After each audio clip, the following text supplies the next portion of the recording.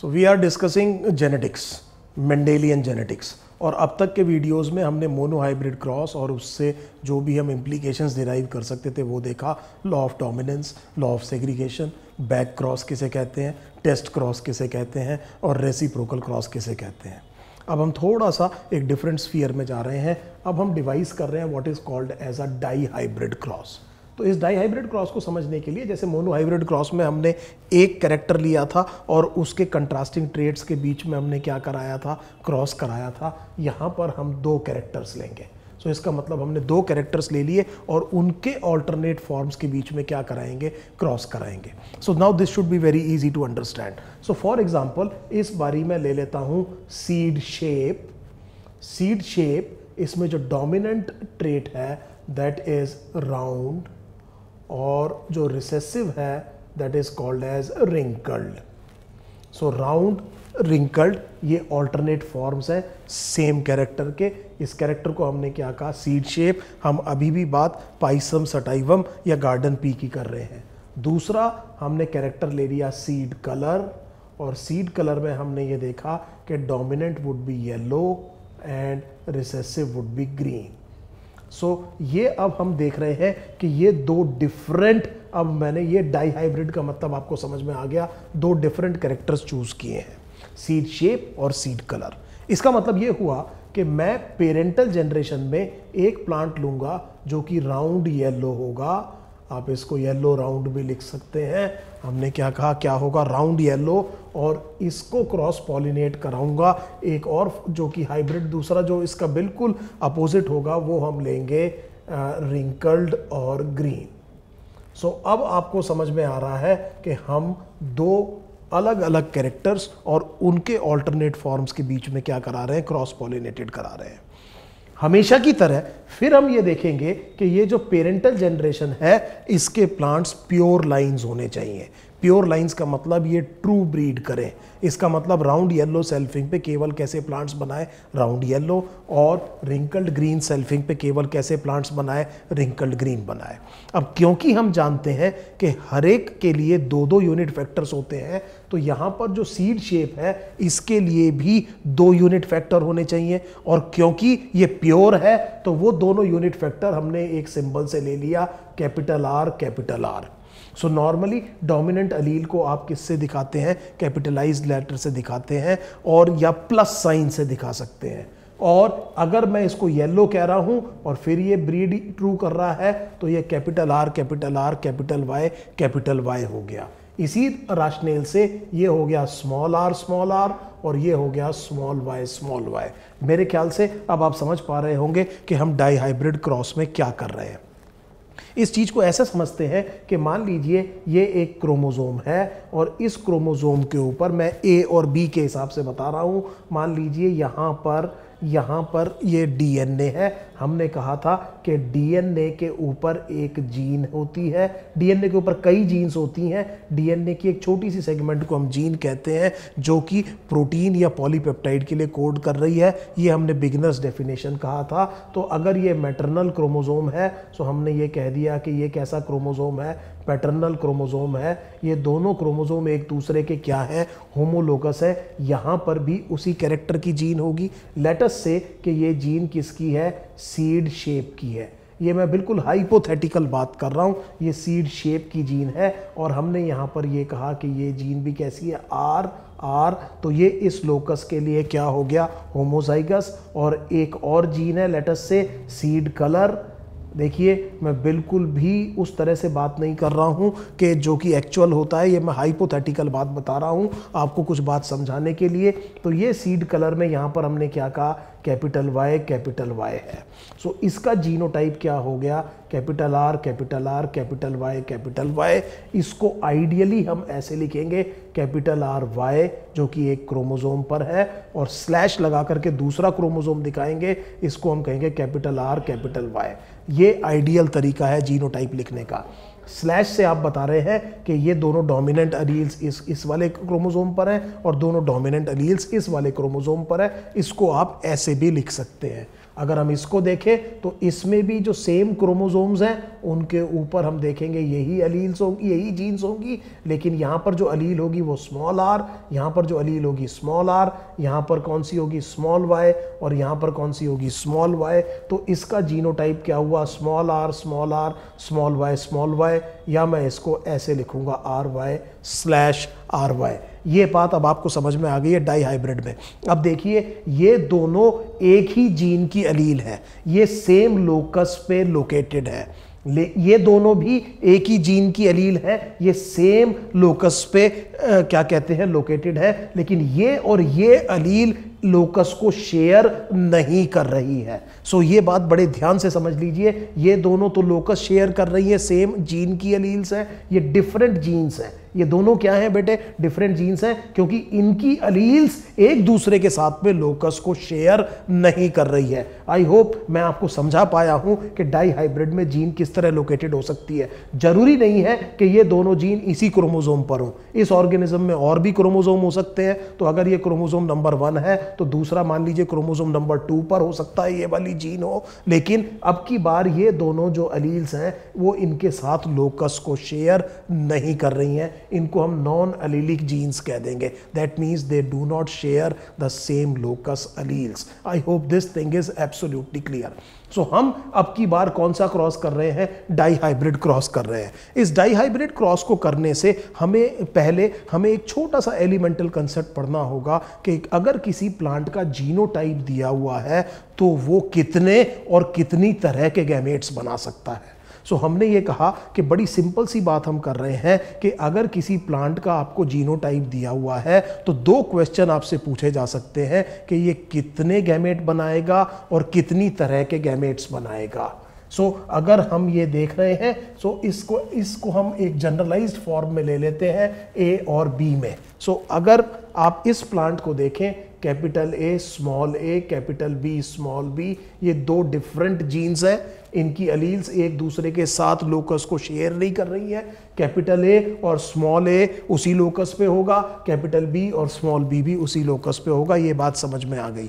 जब आप इसके गैमेट्स बनाएंगे तो मैं बड़ा क्रूड, एक बड़ा एलिमेंट्री, बड़ा सिंपल मेथड आपको बता रहा हूं। पहले स्टेप में आप दोनों जीन्स को अलग कर दीजिए, ठीक है, फिर आप दोनों अलील्स को अलग कर दीजिए। तो आपने ये देखा, और अब आप जानते हैं कि हर एक का एक एक यूनिट फैक्टर एक एक गैमेट में जाएगा। सो जो एक गैमेट बनेगा उसमें आएगा कैपिटल ए कैपिटल बी।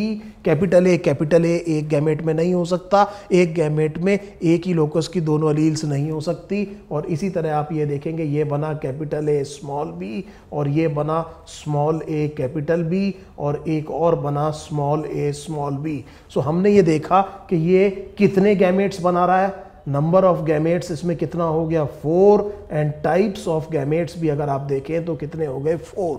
थोड़ी देर में हम एक कंसेप्ट देखेंगे जिसे हम कहेंगे इंडिपेंडेंट असॉर्टमेंट। तो जीन्स जो कि इंडिपेंडेंटली असॉर्ट करती हैं, ये मैं उनकी बात कर रहा हूँ। This will be clear within a short span of time that I am going to explain later on. लेकिन आपको ये बात समझ में आ गया कि इसके गैमेट्स हमने कैसे बनाए। अब मैं एक और एग्जांपल ले लेता हूं कि मैं इसका जीनोटाइप थोड़ा सा चेंज कर देता हूं। मान लीजिए हमने कहा capital A capital B small B. अगर हमने ये बात कर दी, फिर हमने क्या करा, दोनों जीन्स को अलग किया, और फिर हमने दोनों अलील्स को क्या किया, अलग किया। अब हम जीन और अलील समझ पा रहे हैं, और हमें पता है रैंडम हो सकता है, ये किसी के साथ भी जा सकता है, ये कैपिटल बी के साथ भी जा सकता है, कैपिटल ए के साथ में, लेकिन गैमेट में एक ए और एक बी होगा। 2 बी नहीं हो सकते, 2 ए नहीं हो सकते नॉर्मल सर्कमस्टांसेस में। कोई जेनेटिक एबनॉर्मेलिटी है तो बात दूसरी है। सो इसका मतलब यहाँ पर अब की बार गैमेट बना कैपिटल ए कैपिटल बी, और मैं हमेशा की तरह इनको एनसर्कल कर रहा हूं, और फिर ये तीसरा बना कैपिटल ए कैपिटल बी और कैपिटल ए स्मॉल बी। अब अगर आप देखें तो यहाँ पर नंबर कितना है 4 है, लेकिन टाइप्स जो है वो अब केवल 2 है। टू अगर आप देखें तो एक कैपिटल बी है और दूसरा क्या है, कैपिटल ए स्मॉल बी है। कैपिटल ए कैपिटल बी और कैपिटल ए स्मॉल बी। अब की बार इन दोनों में अगर आप ध्यान से देख रहे हैं तो नंबर तो दोनों में 4 है, लेकिन इसमें टाइप 2 है, इसमें टाइप कितने हैं, 4 है। ये बात आपको समझ में आ गई। इससे मुझे एक जनरल बात समझ में आ रही है। मैं ये कह रहा हूं कि number of gametes is given by 2 raise to the power n। Number of gametes के लिए हमने ये कहा कि it is given by 2 raise to the power n, which means कि ये n कितने लोकस है। सो यहां पर आप देख रहे हैं 2 लोकस है, यहां पर भी आप कितने देख रहे हैं, 2 डिफरेंट लोकस है। तो हमने ये कहा कि यहां पर नंबर ऑफ गैमेट्स दोनों में कितना है, 4 है। कितनी जीन्स इन्वॉल्व है, कितने डिफरेंट लोसाई इन्वॉल्व है।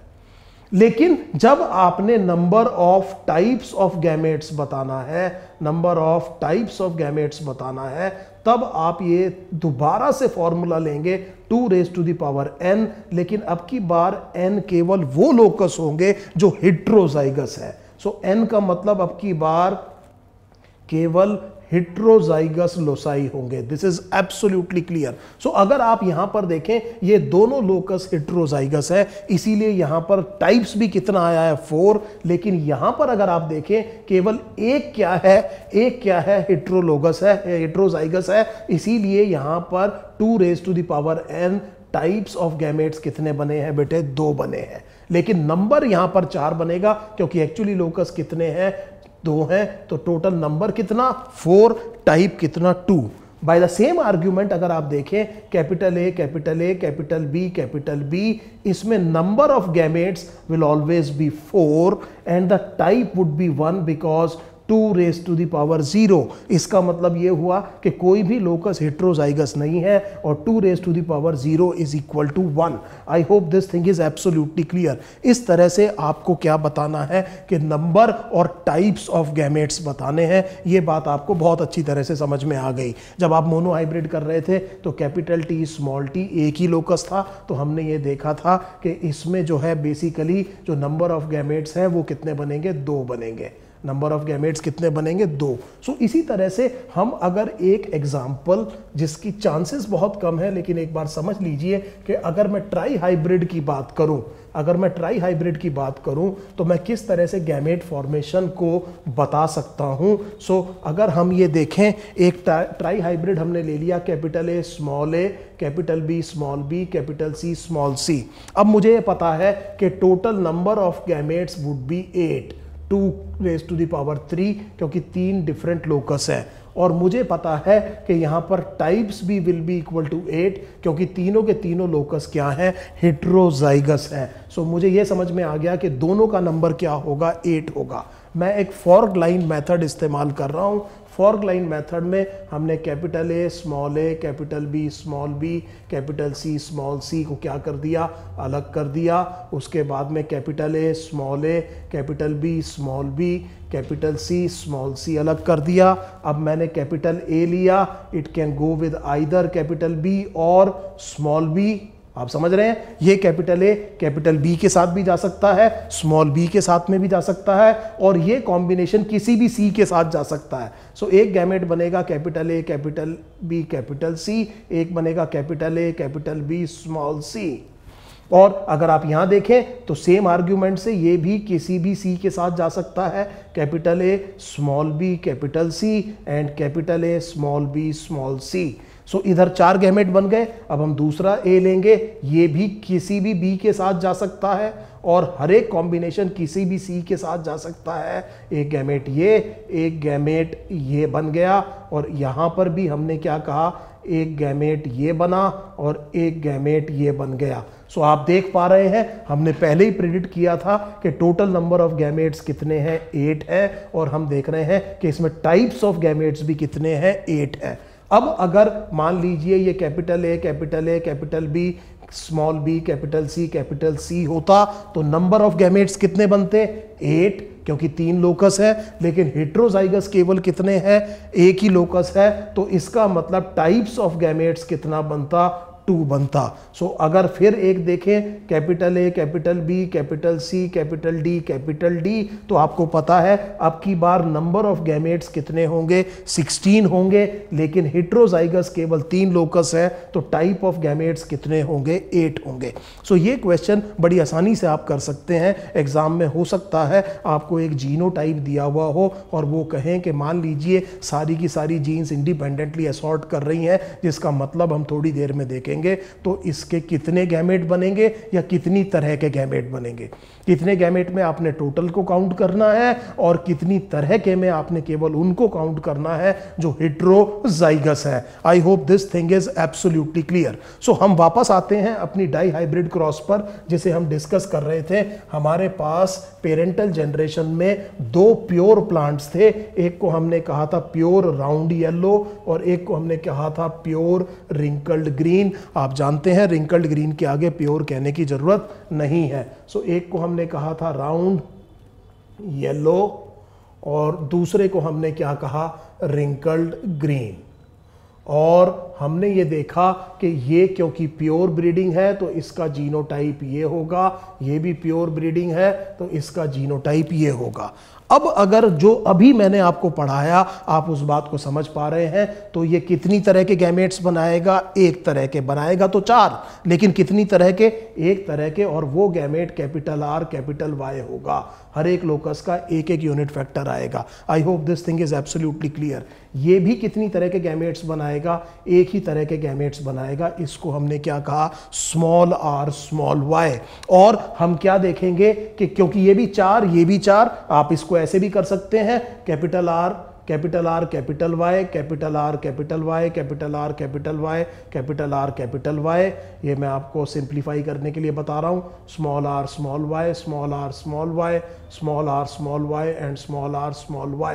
सो ये अगर आप फिर पनट स्क्वायर बनाएंगे तो आप ये देखेंगे कि सारे के सारे प्लांट्स आपके कैसे बनेंगे, capital R small r capital Y small y, सारे के सारे। अगर आप देख पा रहे हैं तो सारे के सारे प्लांट्स एक जैसे बनेंगे और ये F1 जनरेशन होगी। और इस F1 जनरेशन में हर एक प्लांट का genotype capital R small r capital Y small y होगा।